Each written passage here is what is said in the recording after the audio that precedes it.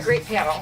First of all, we have our moderator, David, who has a company called My Homepage, and he is got this fabulous thing going on for residential property managers. So that all people can do all of their residential stuff on the computer, and he gives it away for free to the residents.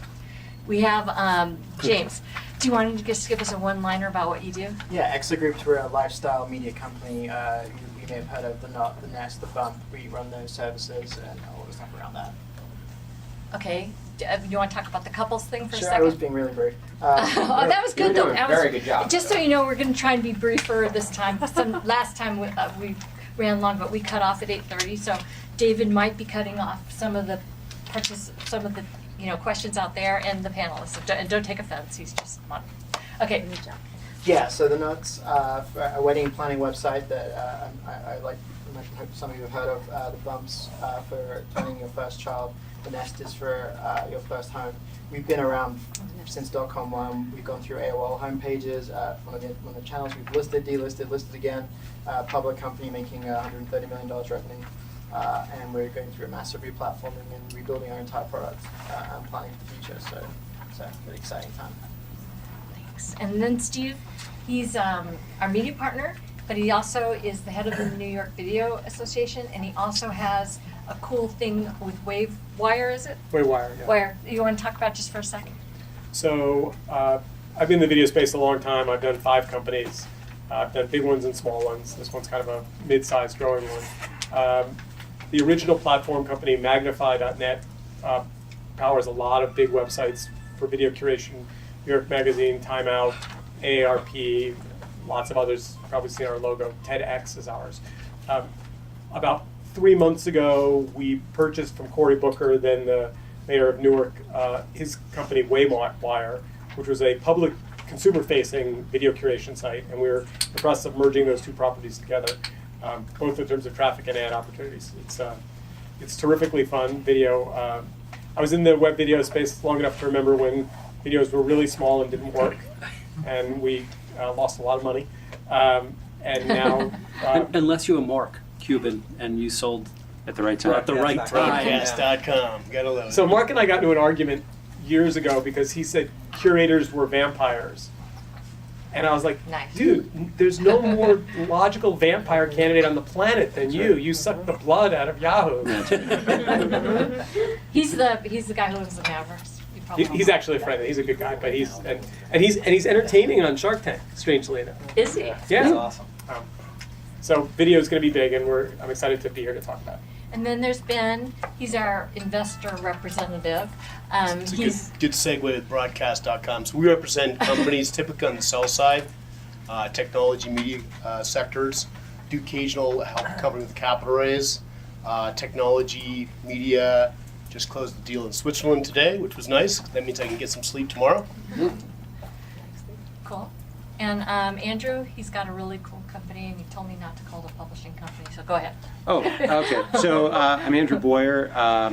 I also go pretty far back in the internet. I sold one of the first person-to-person payment companies to Amazon back in the 90s, and that was kind of a disruptive idea.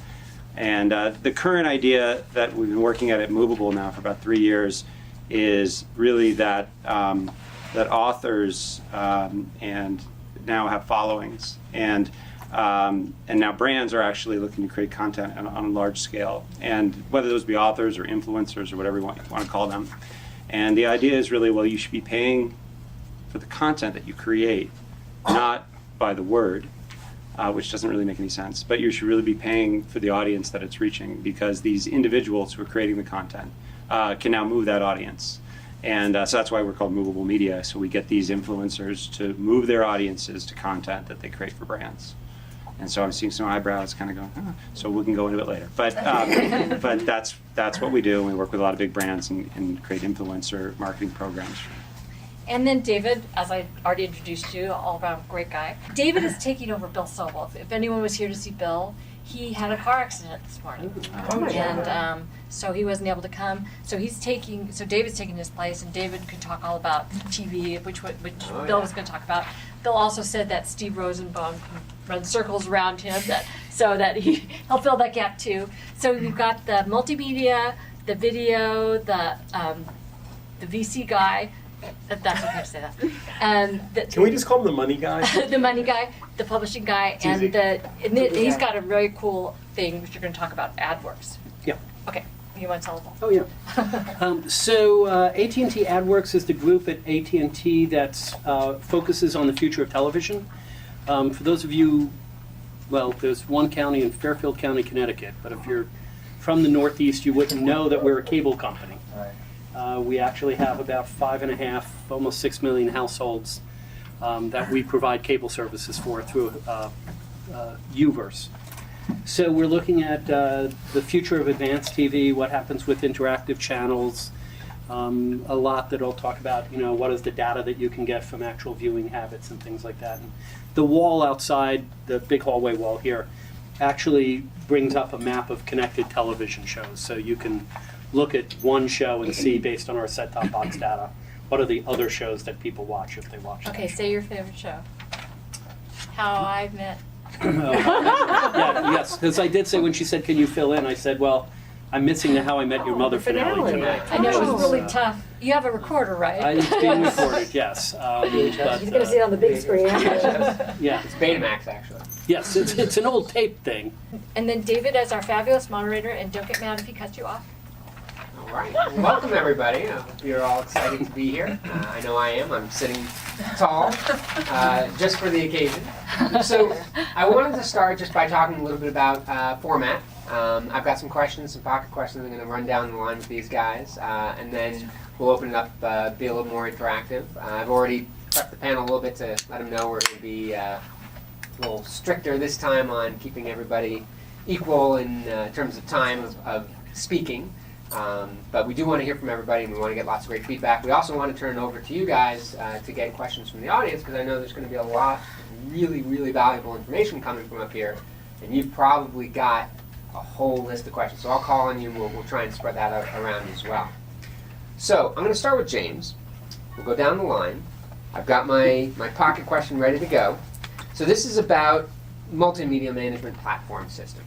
Okay, so basically what XO does. Okay? So there's this whole system now of creation, storage, management of this publication. Right? What's the future of the technology that's driving this content and the management and dissemination? It's a great question. So Thank you.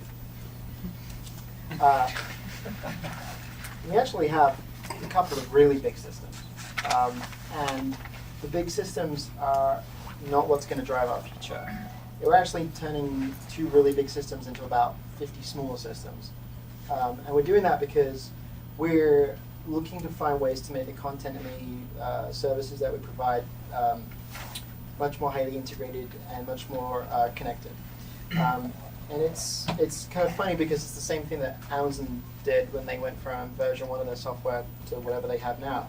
And it's the sort of service-oriented architecture where it's about trying to let each data sort of seed blossom by itself and grow into its own kind of garden, very spring-like analogy there.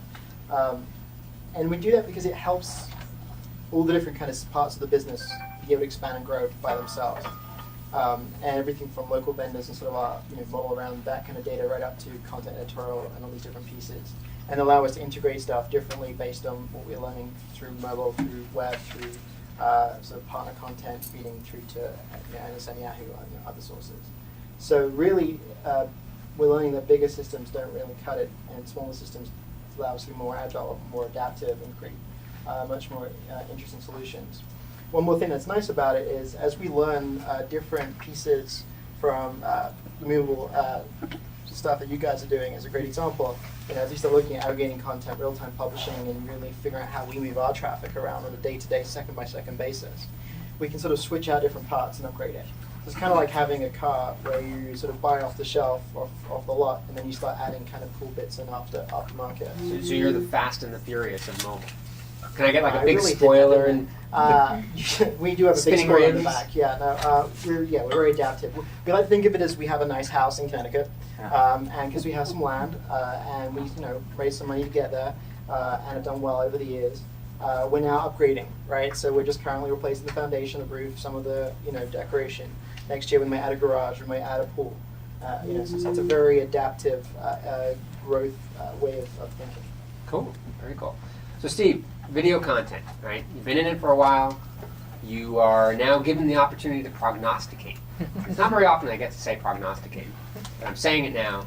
I want the future of video. What's happening?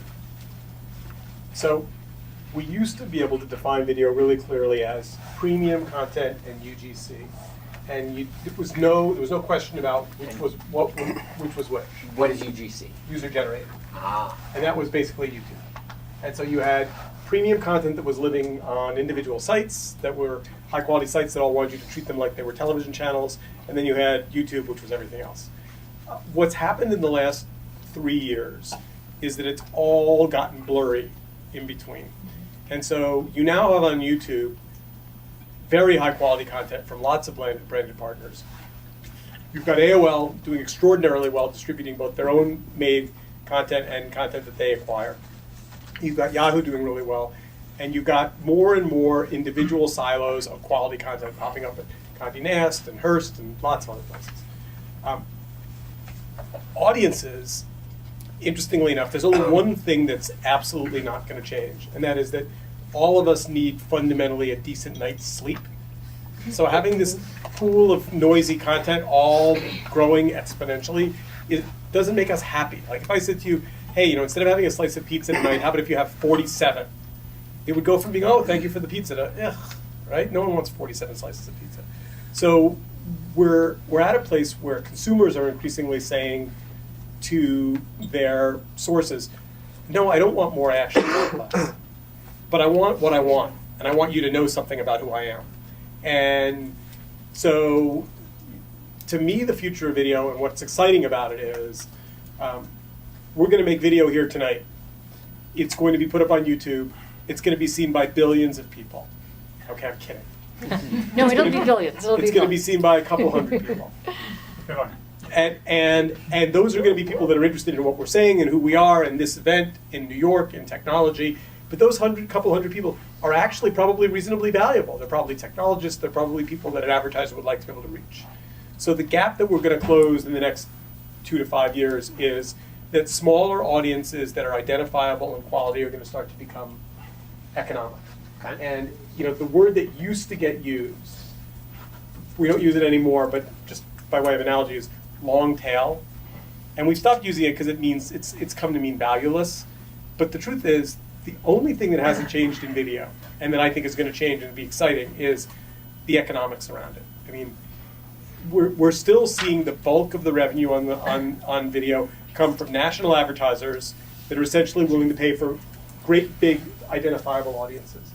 And Google, which originally promised to kind of reinvent advertising as being this very high quality niche business in which we'll know who you are, and if you're looking for cheddar cheese, we'll be able to recommend the best Vermont cheddar cheese, has essentially never brought that to video.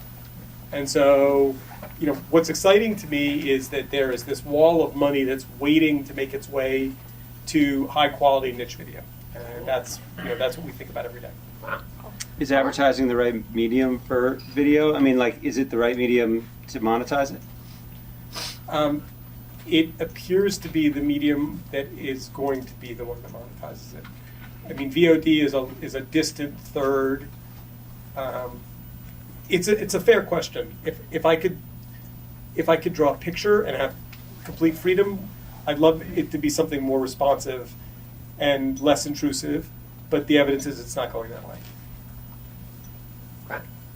So let's talk about the money. We got the money man. Bang. Sounds good. All right. So media, investing, spending money in this space. Why?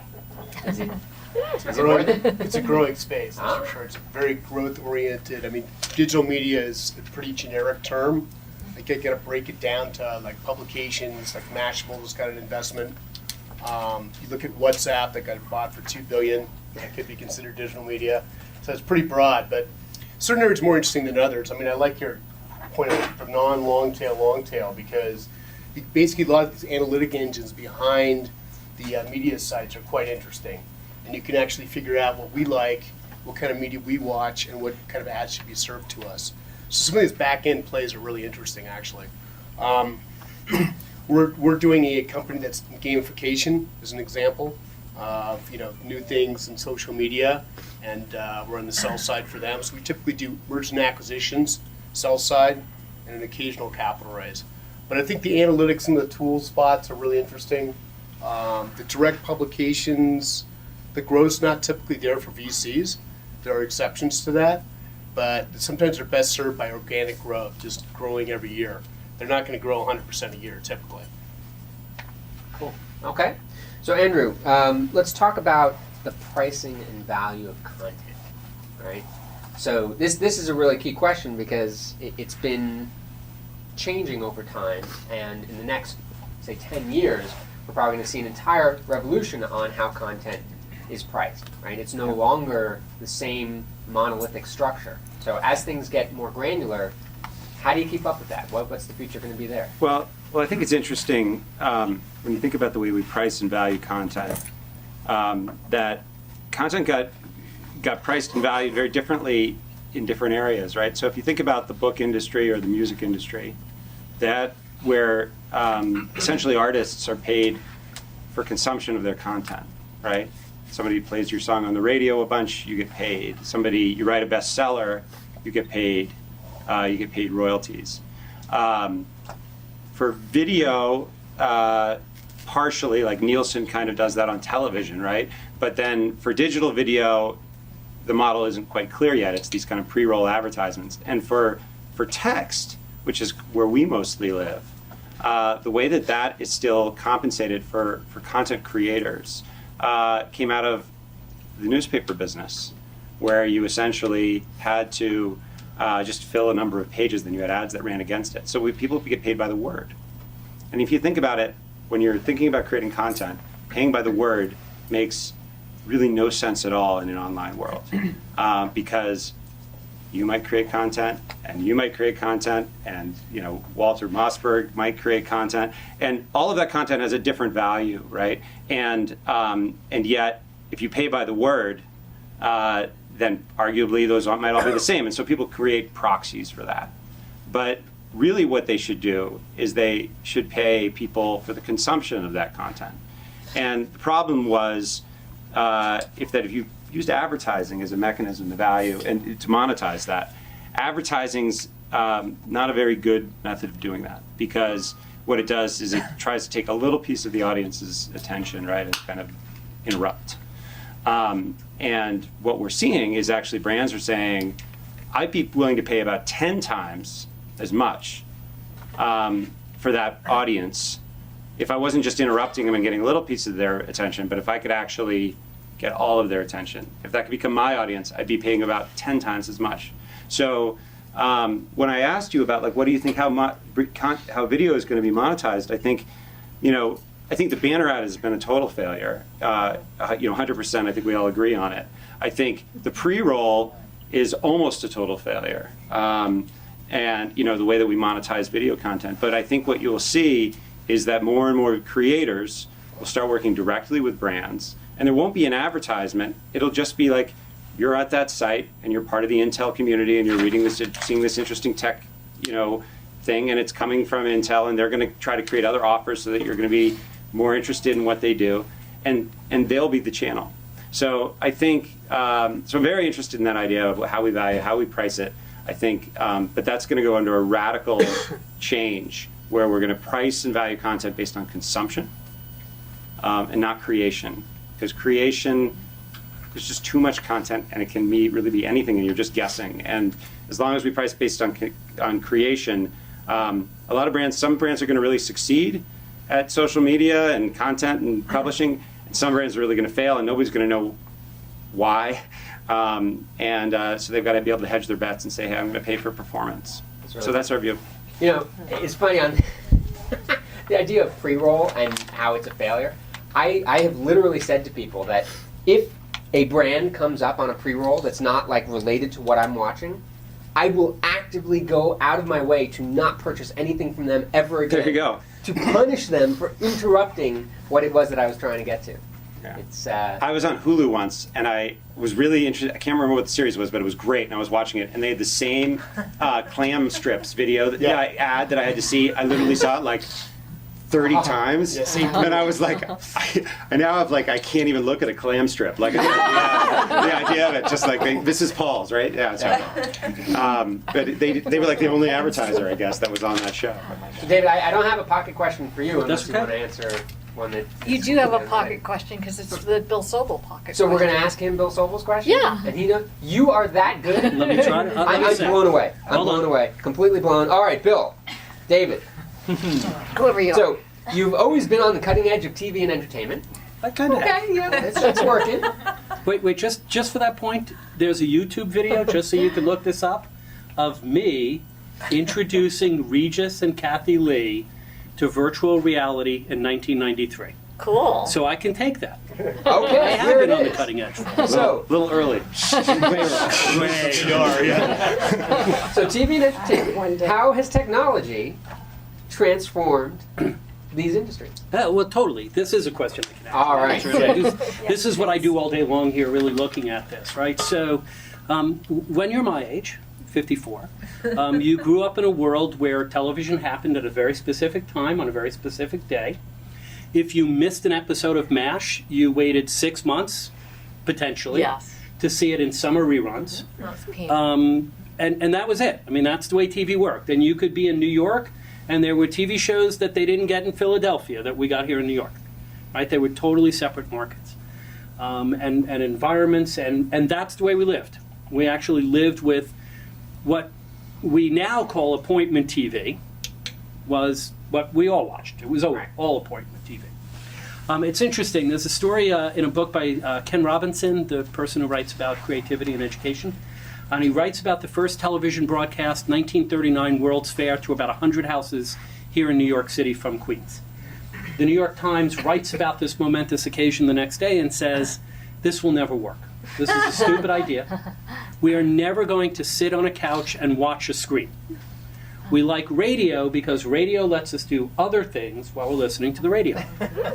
So what I found fascinating about that is that A, they were wrong for about 60 years of television. But B, what's interesting is that we've now made television radio. You walk in the house, you turn the TV on, you go into the kitchen. It's on. You're not paying attention to it. Then there are other times we do the Hulus, the Netflix, we do VOD, we time shift. All of those other things that we do with TV because the technology is there. We second screen. Who while watching TV doesn't do anything else? Whoa. 3 or 4 people in the room. Specific shows. Only very See, who has second screen, right? Who has second screen? And there's this big fight about how people Bless you. are engaging both ways. allergies. That's okay. But the thing is, it shows like House of Cards, True Detective, The Americans, these other deep, fun, engaging dramas. They don't allow for second screen because they're so engaging you have to spend time. And the second screen thing I want to challenge you is, it's an effect of reality TV and other kinds of very lightweight soap content, like Us Weekly content doesn't really speak to drama. No, I understand, and I'll change that a little bit because here's the thing. I was a big Lost fan. So if you were a Lost fan, you were totally sucked into that show. And the minute it went to commercial break, you jumped on whatever second screen you were using and went, what the fuck just happened? Yeah. There's a freaking polar bear. What does that mean? Right? So totally agree with you. In a show that totally engages us, we will not leave the show in the moment. So the biggest second screen experience this year was the Oscars. And at the Olympics, too. That was because it was really boring. Sorry. Besides the pizza moment and the selfie, it was really. So, but the thing is about second screen. Now I have a 12-year-old, and she doesn't watch anything without doing something else, as I think most kids are today. Not saying that's a good thing or a bad thing. It is, right? But I think the truth is that we are no longer, for the most part, although there are times it changes. Because when I was growing up, we watched a lot of crappy TV that you just watched because it was what was on, But now and it's you called didn't. classic TV. Now it's called classic TV. Now it has its own network, and now we think it's the coolest thing ever. Jack Webb was so great when he delivered those lines in Dragnet that now we're really like, but I think the truth is we're not going back to watching TV for the most part, and TV is not going back to being, I'm going to sit and I'm going to watch one show and I'm not going to do anything else and it's going to keep my attention. Steve. So I want to throw something out there because we use the word TV to mean a lot of things. So television was originally entertainment, a little bit of news for public service, but primarily entertainment. Then cable came along, and the way cable got into our living rooms was by promising us that we were going to replace our kids' mind-numbing, boob-tube, crappy TV with this smart, thoughtful, educational, knowledge-based stuff, which, oops, never mind, we're not going to actually do that because advertising said, we're not paying for these little high-quality niches, we're actually only paying for mass. So A&E became Hoarders, and Discovery became, Storage Wars. TLC. Does anybody remember what actually Dynasty? TLC stands for? The The Learning The Channel. Learning Channel. Oh, I didn't You're know not that. learning anything on that channel. But here's the next chapter that excites me. I've always believed that TV was an incredibly powerful teaching and learning platform that just has never had an opportunity to be anything other than a sales operation. And we do a lot of work with the folks at the TED conference. Does anyone want to guess how many views TED has on YouTube right now? Humongous. Hundreds of millions. 2 billion. Yeah. Whoa. 2 billion. And TED's not that sexy. Yes, it is. I mean, but I mean in a particular way. In the Like New it's York not market like it is. Short No, form. what I mean by sexy is it's not highly produced. It's people standing in front of a camera. Yeah, that's with some- sexy. That's sexy. Well- It's called brain food. Food for the brain. I think we're agreeing with each other. Okay. If you were to guess what the number 2 most viewed knowledge network is behind TED, does anyone want to guess? TBS. Not even close. Khan Academy. What? Khan Academy. In terms of total views. So we could be at a moment where video, not television, but video is evolving into what I would argue was its original purpose had it not been taken on a long detour off into selling breakfast cereals. There was a good article in the New York Times about a year ago, and it was like all on to your point that most of it's pretty bad, YouTube videos, and it's hard to get intellectual content. And he goes, for an example, here's a YouTube video of a cat flushing a toilet. And I immediately went to the link and didn't go back to the article. Cat flushing a toilet is really Actually, hilarious. 30 other ones like that. That's pretty good. See the What else can sidebar. cats do? Yeah. Exactly. Here's a cat at Play night piano. hunting. It's like, but I think to the point about the media, I think it's obviously blurring. There was also an article in the New York Times on avalanche. There was a big avalanche in Colorado, and it was great. It was amazing. It was like the written text was fantastic. It's the New York Times, but they also inserted video. They inserted 9/11 emergency calls, maps. It was spectacularely done. I really recommend looking it up. It's called Avalanche. It almost reminded me of back in the day when CD-ROMs sort of first came to be. Yeah. Yeah. And there was this whole medium of like multimedia content Yeah. brought together groundbreaking. to tell a compelling story, but it's holistic, right? So Right. it was the imagery and the text. You want to talk about Snowfall, New York Times thing? Something else? Yeah, it was Snowfall. Yeah, Okay. exactly. That's it. Yeah. Thank you. About the avalanche. But that the point is at the end of the day, so cat flushing toilet will get 1 billion views because everybody watches it once. because it's funny. There are funny things, right? But there's no guy getting hit in the ball with something network because there's only so many times you can watch video of guy getting hit in the balls. It's MTV now. Yes. Right? So Harsh but true.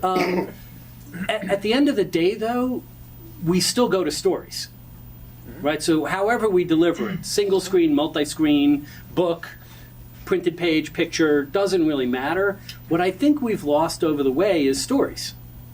A lot of our content has not told stories.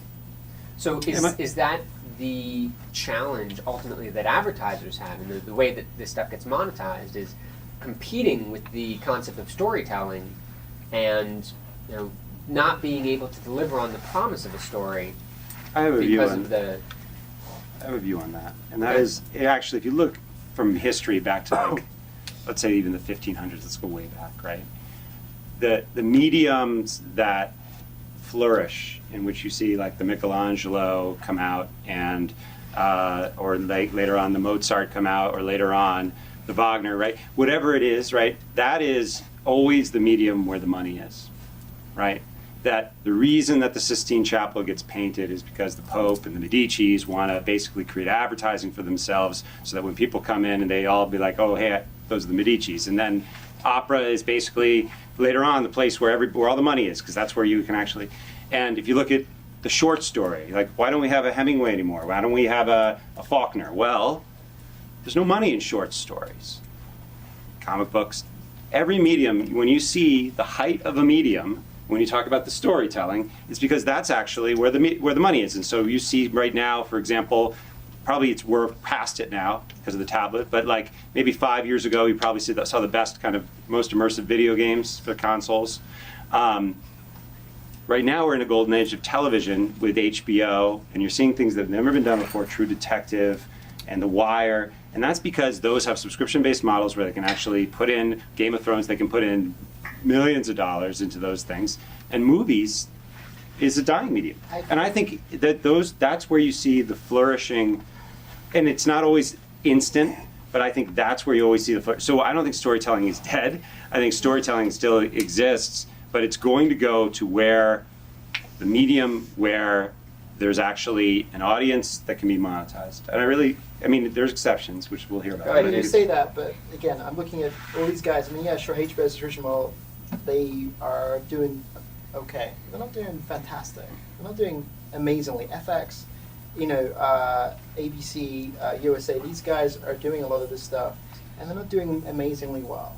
Right? The guys, But Kevin Spacey can make probably more money doing House of Cards than he can making a feature film. Yeah, that's right. But the thing is that that's the exception that's not proving the rule. In that the money, where the money's flowing, is still going into How I Met Your Mother, Grey's Anatomy, these kind of shows that just keep rolling in the bucks, and they don't have any life. They are the equivalent of guy gets hit in the ball TV, because they don't really have replay value. They are the same version. The Lego Movie does surprisingly, or Fast and the Furious is another franchise, does surprisingly well compared to, Her or any of the Oscar, 12 years like any of the Oscar contenders this year that were up for Best Picture haven't done fantastically, and Titanic took 10 years to make the money back. The point is that these guys are looking at this stuff, and it goes back to maybe it's the long tail of mass market media, where they're not looking to make a dime right away. They're looking to build media that they can sell and resell and resell. I don't disagree with any of that. I'm just saying, take the longer view. Like, you will never see a great album again like you did in the 1970s, right? Where somebody could come up like a Abbey Road or what's the Sgt. Pepper's, right? Where it's all cohesive, and you'll never see that again, because there's no model for that to exist, really.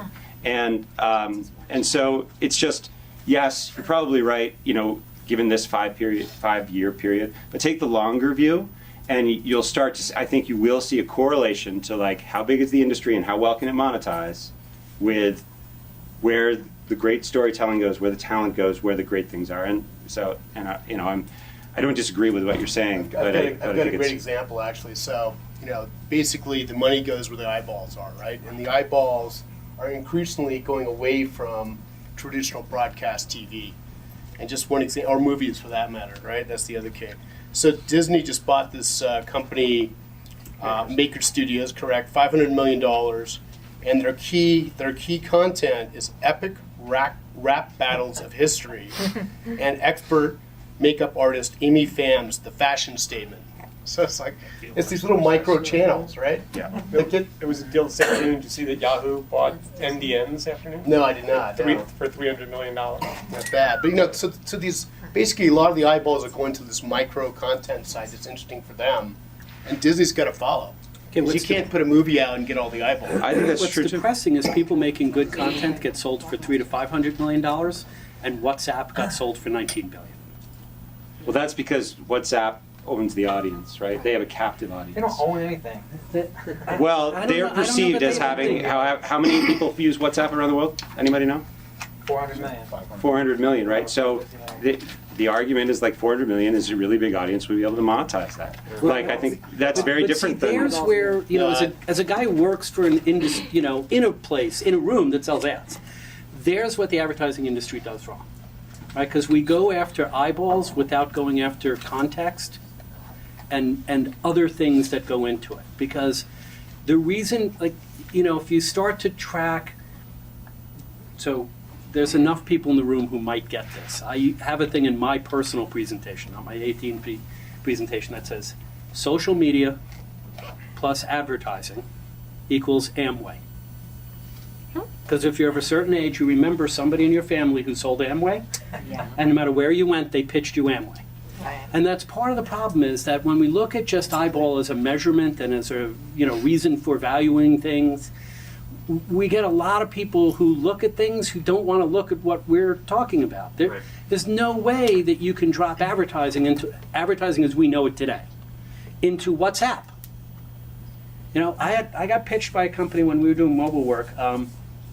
It was an Israeli company, and they would allow you to remove ads from games. So you wanted Angry Bird, but you didn't want to pay for the, you know, paid version, so you got the free version. They would take the ads out, but put ads somewhere else.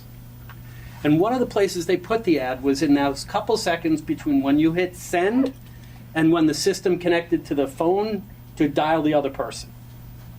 And they said, this is a great place to put advertising. We went, it's horrible. Like, people will destroy their phones. And that's just, you know, that's me calling home. That's not, I dial 911 and I have to listen to, is your cholesterol high?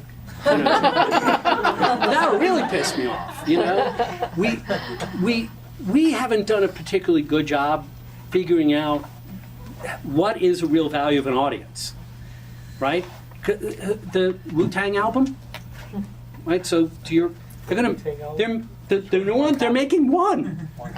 They think it's going to sell for millions, right? Because they're doing it totally opposite. And they're going to license it out to another company, which is going to make more copies and sell. Right. Now, they think that somebody will buy it and then right? But they're initially, but there's only going to be one physical thing, which actually. Wu-Tang album in general.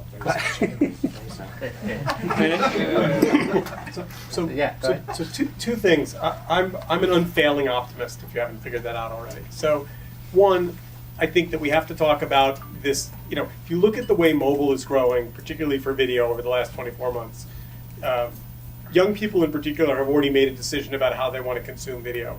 They want to consume it when they want it, on the device they want it, where they are. And I think the next thing that you're going to see is the behavior on mobile evolve into the over-the-top market, where these same on-demand markets happen in your living room or on your flat screen or on your iPad. But has anyone in this room run a Kickstarter campaign? Okay, a couple people.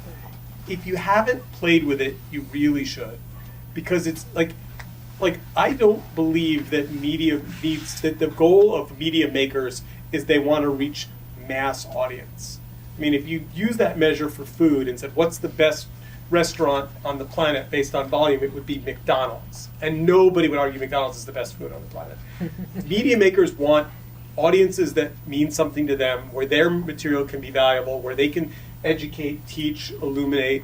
And to me, the missing piece that Kickstarter has started to figure out is, you know, people like voting with $25. I back a lot of films on Kickstarter, and I'm proud of that. And when they get made, it makes me really happy. Because you know what? I was probably going to watch it anyway. And if I can actually start to take my little credit card vote and make good things happen for identifiable audiences, it's literally mass media flipped upside down in a really healthy way. So my question for you guys is, do you make video for your audiences? Yeah, we do. So are there shows? No one likes it. No one really cares. But our audience is people who want to get answers during lunch breaks. Interesting. And video isn't. So weddings isn't a huge video space? Not really. We should fix that. That's one of the things we're working on. But really I want to flip what you were saying. So one of the things that you're talking about, things we're all talking about, and we're kind of finding, we're all sort of chewing at the edge a little bit. We talk about your perspective, which is that video media is really art, right? in its like rawest sense. It's art. It's maybe communicating a topic. I would say creative. But go For ahead. documentaries, or it's sort of creating an art piece, or it's creating some kind of very small thing. It doesn't matter if only 300 people see it as long as it gets made, right? Whereas the mass market approach to that is the movie that costs $100 million to make, right? Firstly, how can a movie cost $100 million? That's like more money than it costs to make Can I every just startup. interject a really funny statistic I read today? Sure. Titanic. The movie Titanic cost $200 million to make. The actual Titanic, $7.4 million, adjusted for inflation, $143 million.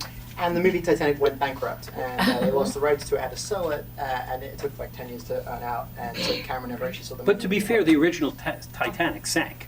On balance. So did the movie. Economically, Which one would you rather be? The point is that movies are costing more and more to make. $100 million is seen as like a cheap movie, right? And you go back to the True Detective, go back to the stuff, the House of Cards, and they celebrate not because that it's got the mass audience, but because it only costs $5 million to make, or only costs $10 million, so it's very cheap. You do single camera, you do local sets, you do less CGI, you do less post. I've been watching The Americans. Anyone watch The Americans? It's a great show. What's even better about it is it's filmed in Brooklyn, and I just love the fact that I can spot every single different set that does not match DC. It doesn't matter because the story is so good that you just get sucked into it. It doesn't matter if the fourth wall is broken every 15 minutes with some set that doesn't look right, or they don't bother fading out Brooklyn Museum or anything like that. Like, these things are fine. We're okay to be entertained like that. Maybe it won't stick around and be the next Michelangelo of media. Maybe that's somebody else's job. But there is still a role for that entertainment. So the question is like the value prop, right? So for some stuff, it's going to be okay that it's a 300 audience and $1 million in Kickstarter, or 500,000 or $20 on Kickstarter. That's all it takes to make it, right? Some of it's going to take hundreds of millions, and you need everyone to go to the cinema and everyone to pay $10 a pop to see it.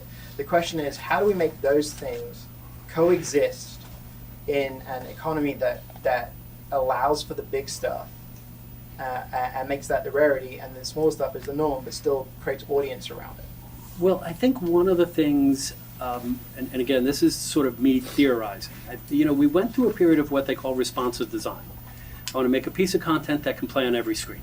We're still doing that on the web. We're just catching up. The problem is that you can't watch Avatar really well on an iPhone screen. It just doesn't look good. If you ask Cameron, you can't really watch it very well. But yes, that's right? Because he made a movie to be watched in a movie theater In an IMAX. on a honking huge screen, and that's, I think, what you might see more of in the future is people making content for this. I'm not. In rare cases, I might do it, but I won't frequently watch 2.5-hour movies on a phone. That's where you don't have battery life. Would you watch 2.5 hour movie in a theater? Yeah. I go Why? to the theater Well, every week. There's no intermission. Like, well, that's ridiculous. How do I think the market's kind of answering Because this it's question. a different environment to me. I mean, to me, it says the market's pretty good. We don't have to worry about how we're going to. I mean, what's clear to me is that you're getting these small-scale operations, like people like Nate Silver or Kara Swisher, right, who can actually create content as a sort of a team of 1 or maybe 3, and she can go out and then host an event and like make a couple $1 million a year or whatever she makes, and there's no way that the New York Times or the Wall Street Journal or anybody else can hold on to her, and that's what like small scale content creation looks like, and she's gonna do great doing that, and Nate Silver will, and all these other, and it's gonna be very hard for brands and rather publishers to hold on to their stars, because they're all gonna go do that.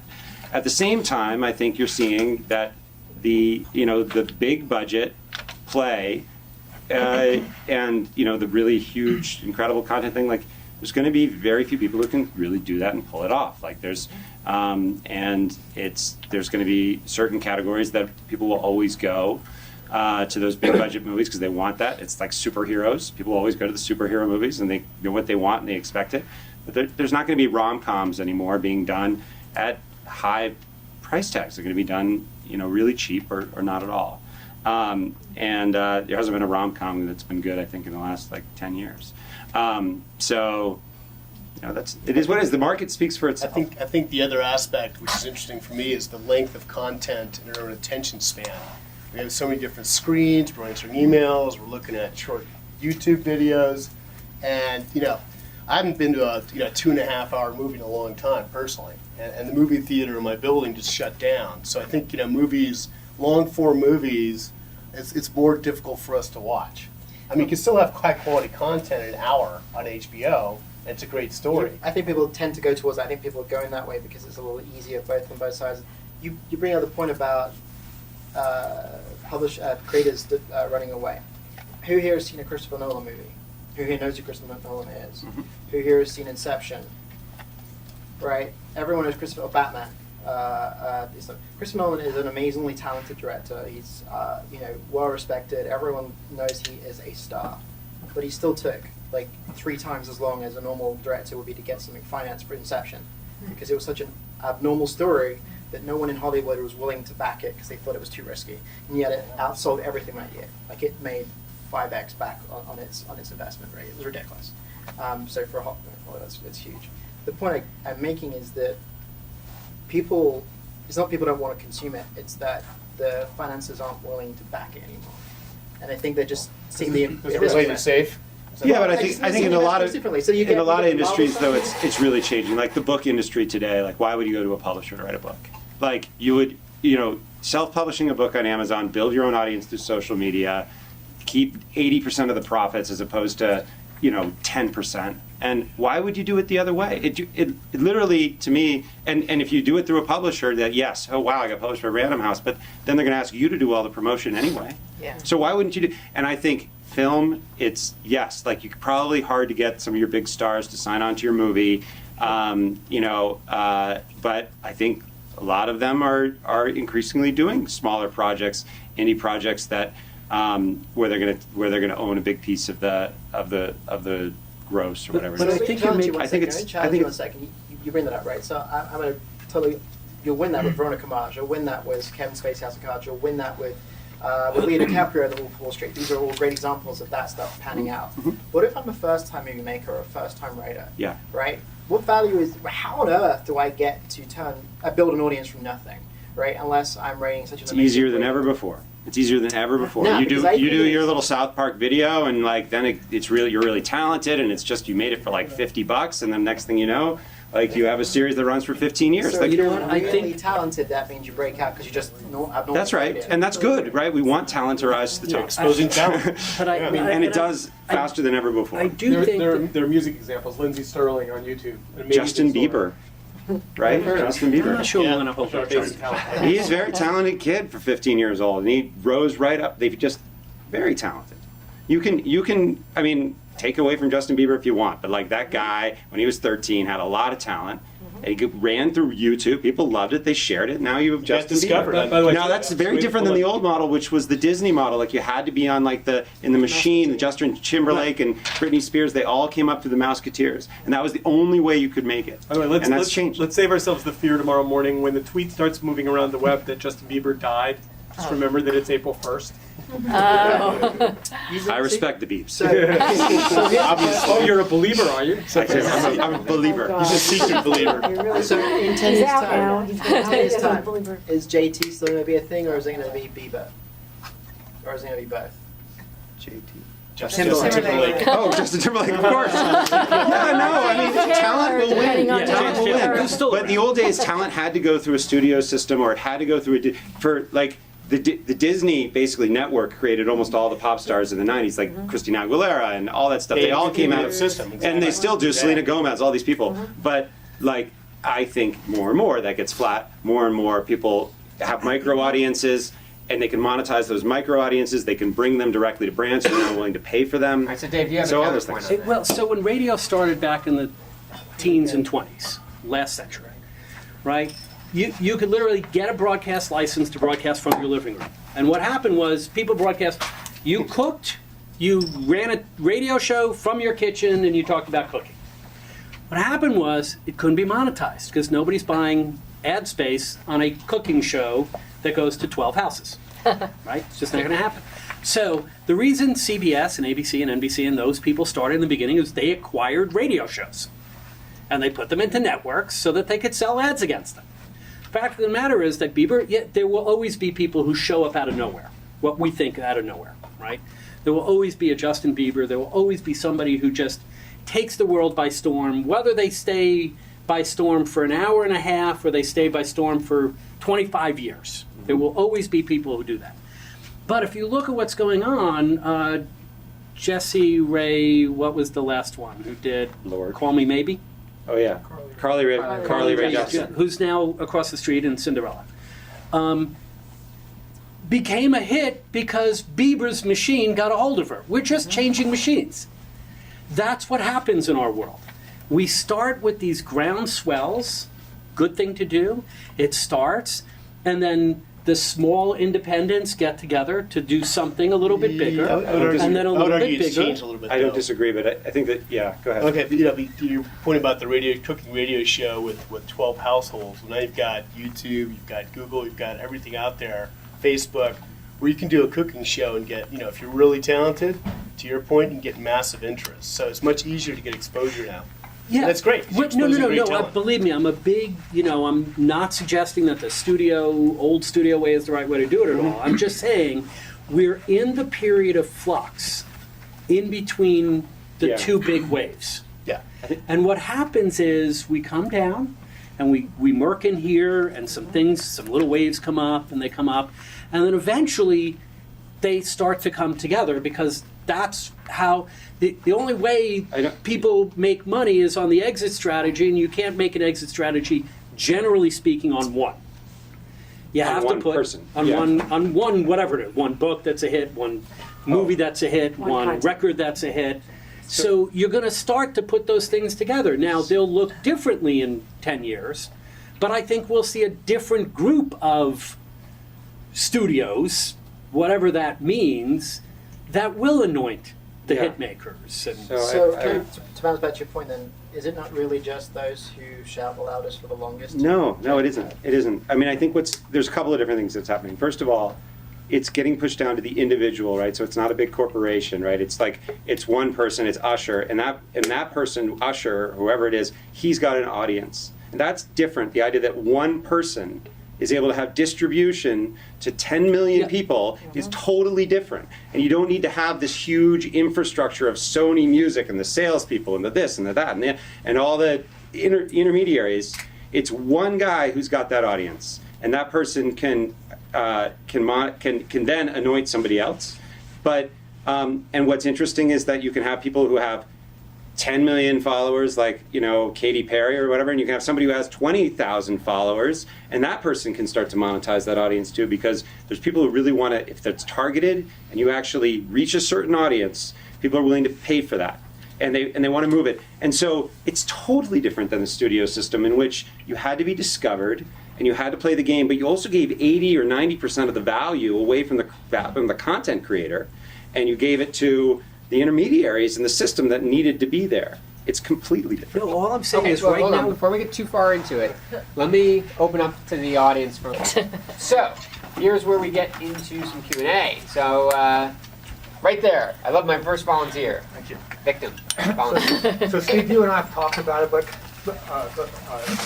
over the last few years, but I just wanted to get some general reaction to something that's happening kind of quietly, but there are a few dozen websites out there that are streaming video on a monthly subscription basis and making money at it. Okay, sorry, let me just Sure. remind everybody that a question is a sentence that has 20 words or fewer and ends in a question mark. Winner! So no big statements, just what's your question, and we'll address it directly. I just wanted to name a few so we're all on the same page. So Okay. in the sports area, you've got things like Yoga Glow, where you're paying $24.95 a month to work out. Marcelo Garcia in Action, where you're spending $25 a month to learn jiu-jitsu. There are guitar sites where they Okay. organize a bunch of guitar teachers. There's lynda.com, which has sold $100 million a year. Question is? What's the question? So the question is, isn't that showing us the way for a model that is subscription-based, not advertising-based, that is a sign of what can come in the future in terms of monetization models that can work. Okay. I have a Dive short right in. answer. Short answer. Yeah, Yes. no, I think 20 words or less, end of the sometimes period. paid content sometimes Or is the right answer. People are willing to pay for it, but most content they're not willing to pay for. But if you can make it cheap enough and easy enough, and you solve a need, like I need to do a yoga workout or whatever it is, then yeah, people will pay for it. But it's not working for most things. I think it's safe to say that whatever video is going to be when it grows up, we're nowhere near there yet. I mean, everybody wanted to proclaim that when YouTube got built, that was the end of the web. The web video had been defined, and now you've got Yahoo starting to carve into YouTube's business. You've got Vimeo doing VOD. I think you have to understand that video is just a way of communicating, and so different ways of communicating. Some people are going to pay for it because they want exclusivity. I mean, look at TED as an example. Highly expensive to go there, highly free, and then all kinds of in-betweens where you can subscribe to watching TED live from the event and pay a fee for that. I think you're going to see all kinds of windowing, and I think that your model is one of them. Yeah, I agree. It's going to be multi-models, right? I mean, if you look at TV as an example, this basic example, like 1958, they had like this Death Valley show with this wagon train sponsored by Borax, the soap, right? That was the sponsorship model. And then they had, after that, started advertising on TV. And then they did the HBO's subscription model. And we're still trying to figure it out in the video world as well. It's going to be multi-models, no question. But And now you also have like these on-demand, like literally per episode, it's like $2, right? Right, Like the right. iTunes version of it. But if Lululemon makes the same kind of content for free, the yoga person's not going to be able to charge for it, and that's the problem. But the bigger problem, though, from a business side, is that content has a cost, right? I say all the time, the business model of free will always butt up against the business model of rent. As long as you want to live indoors, you need to make a living, right? So whether it's that you're making a living because Lululemon pays to sponsor your channel, or, I mean, at one point that kind of joke, and now I'm blanking on his name, why? The Funny or Die comedian who kind of started Will Ferrell? Zach Will Ferrell. Galifianakis. At some point, Will Ferrell's wife went, "Love that you're doing this free stuff on the web. Need a new kitchen. Go make, back to school 12, because we need money." Right? So what we need to figure out within this model is that too much of the content is based on the assumption that it has no cost. Okay. I want to take it a bit further, actually, to your points. Like with the yoga and these other shows, you know what? The cost of a good HD camera and Final Cut or even anything cheaper, iMovie, is pretty much close to free. It's a $1,000 cost, and you're in the market. The cost of Veronica Mars is several million, right? They don't scale the same way, but a cost for Nate Silver to write something amazing versus the cost for me to write something amazing is about the same. I've just kind of been thinking about this, but I have an interesting view on this, which is that there's actually three kinds of content. There's content that is in service of the author or the writer, right? And so that's a lot of the stuff that's going to be the yoga instructor who wants to build a following for her classes, and so she's doing it. And she's willing to do that for free, and she's willing to write for Huffington Post for free. She's willing to do whatever she wants. She's willing to give it away, right? Then there's the author that's in service of a brand, right? And that's also free, because the brand is trying to get the audience. They're trying to, but the author, the content that's in service of the reader or the subscriber or the viewer, that's the one where the most value is created, because it's really about if you want to be a yoga and so that's the problem, is that a lot of the content that's out there on the web today is not in service of the reader. It's all about somebody's own agenda, whether it be the brands or the authors, right? I want to be an influencer. I want you to know about me. And so that's the content that's actually the content that we like. It's the great storytellers. It's the guys who are doing the research, who are doing the interviews, they're traveling. And that's the content that we sort of most want, but it's the hardest to monetize. Is it true the biggest loss leader for a network TV channel, the BBC particularly, the biggest loss leader is the news? Always has. It's always been, always be the news, because that is the ultimate. Right, it's in TV that's service of the reader, because you'll never make any money off the back. You can't make money off the back. Right. Okay, so let's move on. Go ahead. I arrived here, I'm Pamela Peters, I'm an environmental economist, specialized in sustainable development, I do consulting, and I create French's media, TV show, film festival, books, blah, blah. I came here because I thought I was going to learn about disruptive. And I figured that this is disruptive versus lucrative. You are comparing Lego Movie and Titanic. It's called Apples and Pears. Lego is totally integrated with McDonald's, Happy Meal. They got the merchandising going. Titanic didn't really get the merchandising going. So we're dealing with two different chapters. The audience wants to be educated, TED, versus entertained. Okay, so question. Okay, question is, and I have a magazine with video, do we want to pay for development of ourselves with teachers through video, niche market, and if yes, at what price? Okay, that was a well-constructed question. Thanks. So I have a favorite word, and I've gone this entire evening without saying it once, so I'll get to say it now. What? Curation. Well played. Thank you. Curation. I think the answer is that making video is always going to be time-consuming and expensive. And if you're an expert in a space, I think that the magic combination is making some, but not breaking the bank, because it's always going to pay back in relatively small amounts, and curating lots. Which is to say, the one thing that Google does not do well is context. So if I type in... I'm dealing with a 500 million people audience. That's my niche. That's huge. And the topic is? Sustainable development, the green and social economy, from Elon Musk to Deepak Chopra to So everybody in between. So if I type in sustainable into YouTube, I will get 900,000 videos. And the only reason I only get 900,000 is because that's their API limit. Yeah. But if you were to pick 10 videos a week and say, here's my curated channel of high quality video and sustainability, here's what's happening now, with one video from me and 9 from the world. No, it's There's- one a day. It's one a day. I'm at that Okay, well, one. he's answering the Yeah, question. okay. so- I'm saying I think people want more than one, but less than 9 to 100,000. Okay, next question. Yes. Right here. Somewhere in there. So I see a huge similarity between the media industry and the food industry. The food industry for years used their knowledge of physiology to design products not based on health at all, but based on maximum products. And then because of a huge uproar, more knowledge in the media, the whole industry is being disrupted.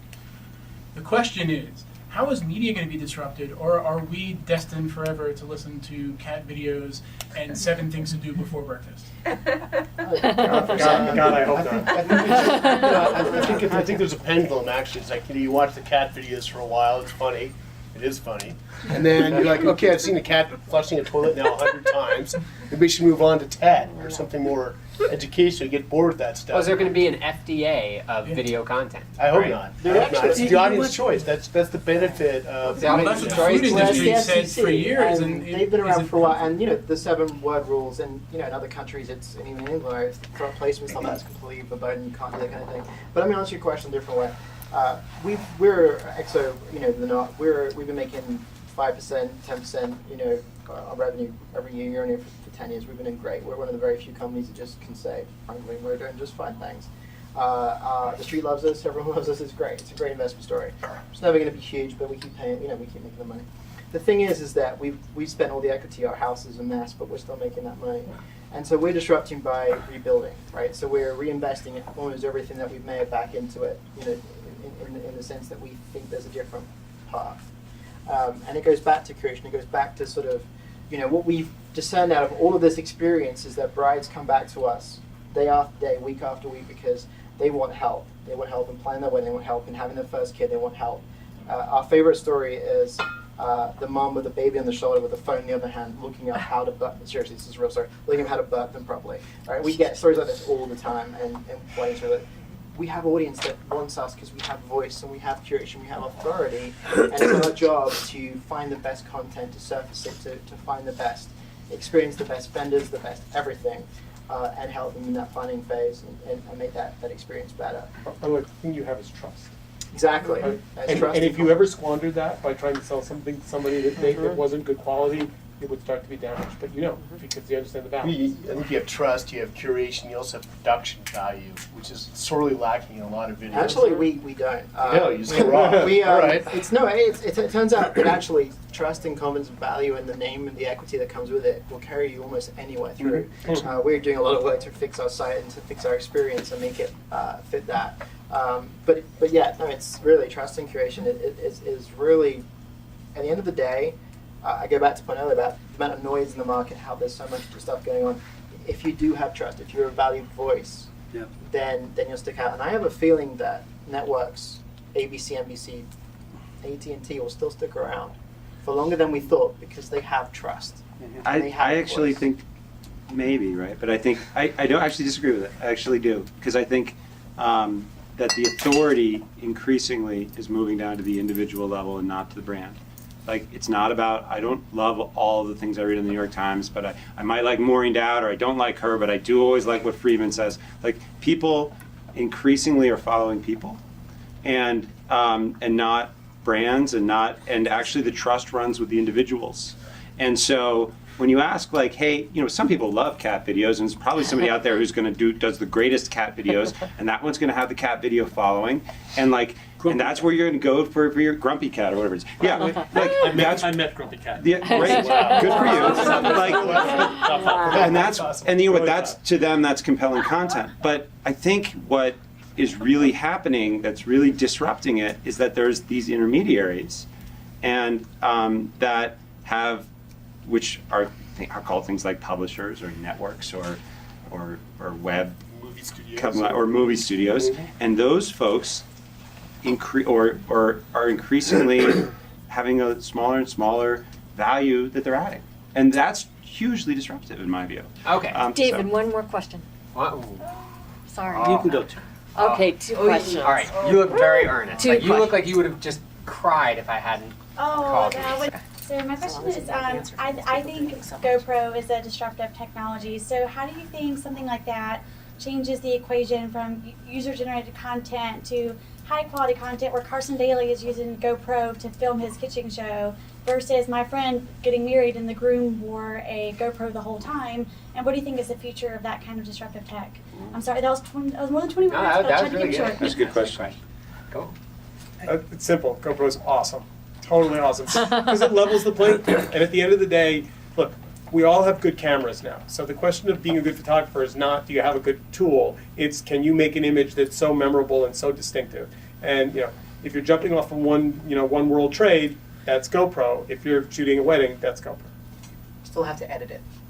That's right. Yeah. Not the jumping off, this- but mostly yes. Well, not too. The Someone classic has to edit. Christensen definition of disruptive technology, if that's what we're using, right? Has anyone read his book, The Innovator's Dilemma? Okay, so that's where that came from. And the idea is that there's these companies that do a good enough job. It's like the classic is like, the Honda, creates this really funny motorcycle eventually, but it's good enough and it's cheap.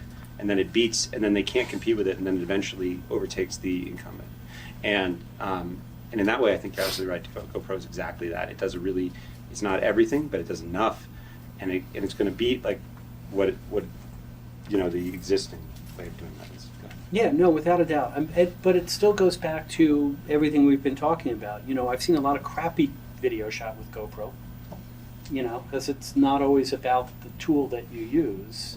And I've seen people shoot with really crappy cameras and get a shot that makes you cry or laugh or... Blair Witch Project. Yeah. I mean, Right. You know what?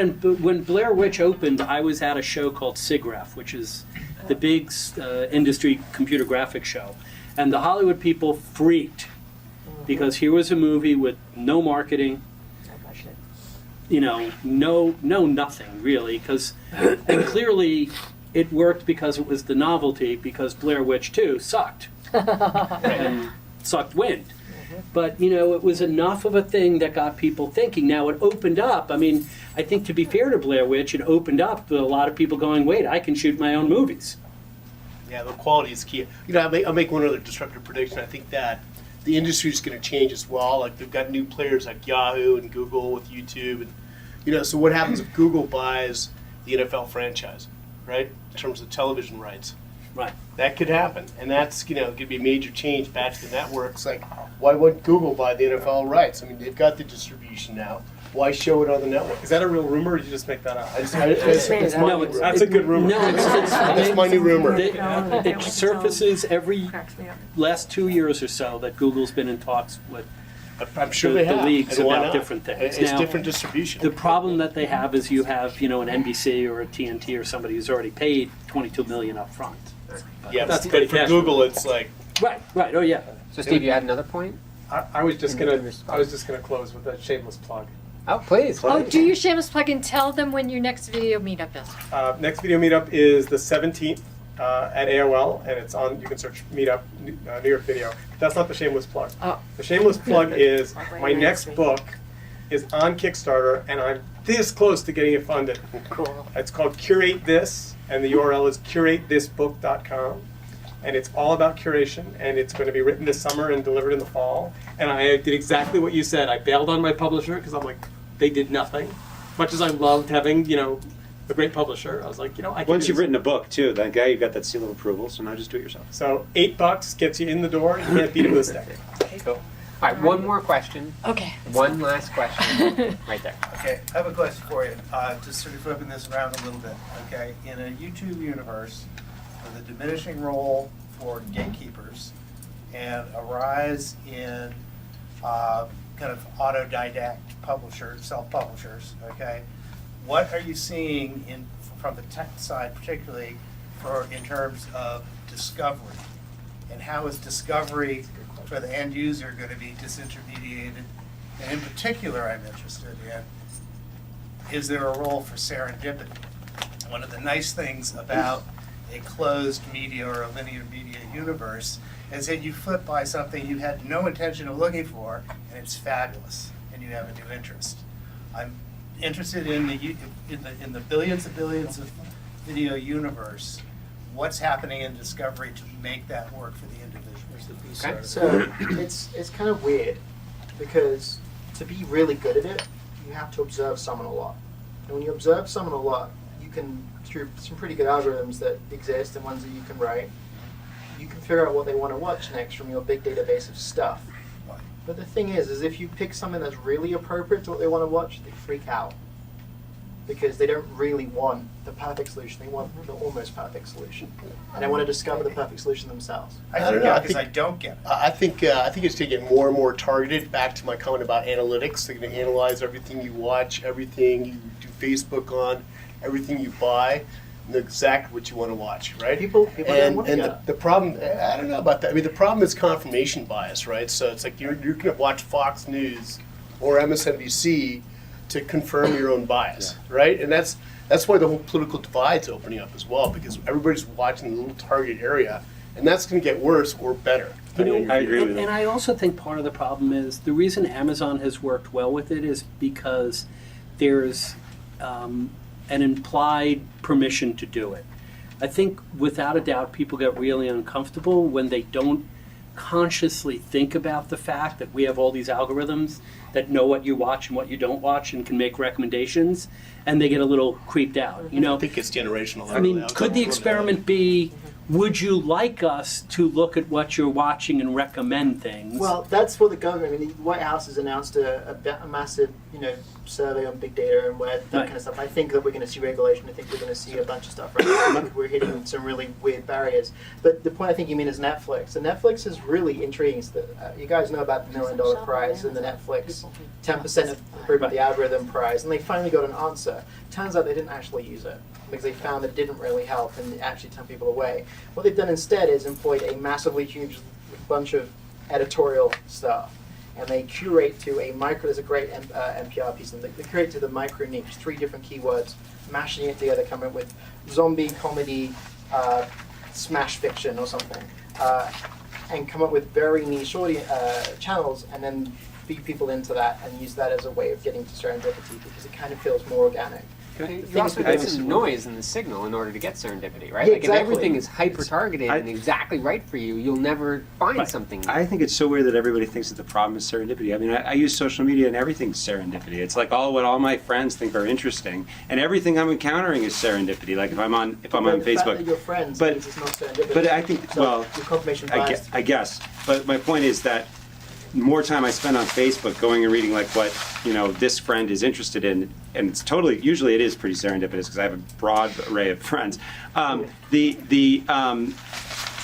not reading the New York Times. I'm not reading the Wall Street Journal. I'm not reading The Economist. That's actually what I should be reading. Right? That's not serendipity. That's actually what I should be consuming. But instead, I'm spending all my time reading serendipity. It's kind of like, oh, wow, this cat video. Like that's serendipity. So I actually think it's exactly the opposite problem. But it's That's your intuitive part rising, and that's the new economy, that's the new paradigm, that's the new society. It's the intuitive, the caring, not what you're supposed to do. Because you'll be able to leverage much more to your Facebook community than through the old standard way of doing business. Yeah, but there's a problem with that It's a whole too. different ballgame. The problem is that back to the cat videos, but 23% of millennials get their news solely from Facebook. Of course, right. And I think the problem is Why it's too not? serendipitous. Why not? It's controlled. And by the way, the other news is controlled it's from cat anyway. video. That's, Not that's else the problem. It's not cat Well, video. that's the difference. All right, That's hold on. the exception. So, but part of your question that was really important to address is there technology specifically trying to address this? Is there something new that's out there that is either a new algorithm or a new startup big data or- analytics all about It's- that. Yes. But highly unsuccessful. I mean, there's a robot versus human debate, which I think would be another whole panel about, the technologists will tell you if they could just get another little feed from you, if they could get your PIN number, if they could get where you're standing and what you're thinking and what you're eating, they could tell you what you want to watch. But the evidence is that the volume of information is going faster than their ability to sort it. It is the holy grail, right? Yeah. It is the holy grail. Like if you can target somebody and have enough information, then it's great. But I can target, right? Target now knew that somebody was pregnant before they did. This is The father knew. Yeah, told the father that Yeah, sorry. The daughter wasn't entirely sure either. Oh. But the thing is that if you buy certain things in a certain pattern, even if you don't know yet, like you answering like normal kind of process stuff, it indicates that you're pregnant because you only have these things in this order, like these particular vitamins, these particular things.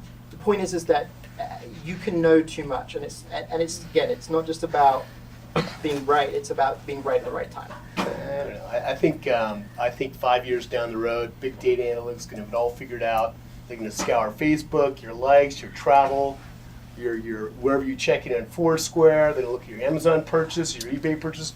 They're going to figure out so well they'll know you better than you, and I'll love it personally. It's like, great, where do I go? I should go to Colorado to go skiing. I'll bet $100 I didn't think of says that. the absolute opposite will happen. Bet you $100. Half those companies will be out of business in 5 years. No, I don't know. I don't know about that. I mean, Well, but you know I can what? tell you what. I do think that because we like to jump into things, right? Especially, in the finance, because big data is hot right now. A lot of people are investing in big data companies, and They I are. think you're right, Steve. I think a lot of companies will go away because they have to, right? Because we're investing in too many of them. But I do think you're right. I mean, certainly being at AT&T. By the way, when I turn the wall on, the wall that I have here is based on an algorithm that Chris Valensky created. Chris Valensky won the $1 million Netflix prize here at AT&T.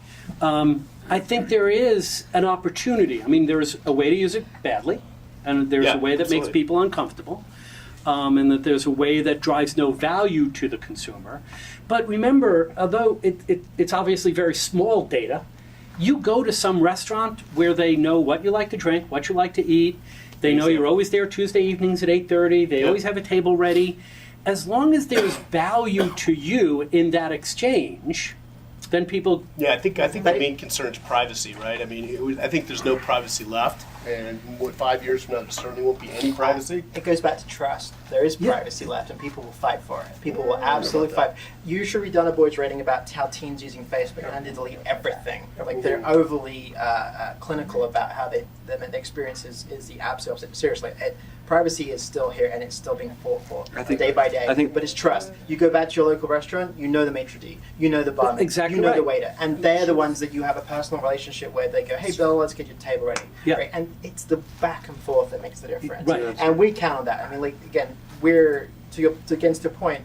we're still seeing newlyweds, we're seeing, newly engaged, we're seeing new parents in their early 20s who should be going everywhere else, to Facebook, everywhere else, and they come to us. Why? Because we have trust, authority, and voice. And when it comes to really important stuff that matters, people want to go somewhere they trust.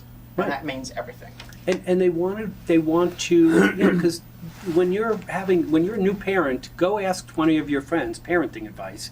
You get 20 different answers, and most And your of friends them are all idiots, so they don't know.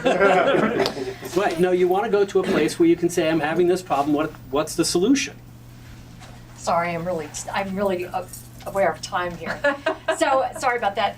Cool. Thanks, everyone. Thank you, everybody.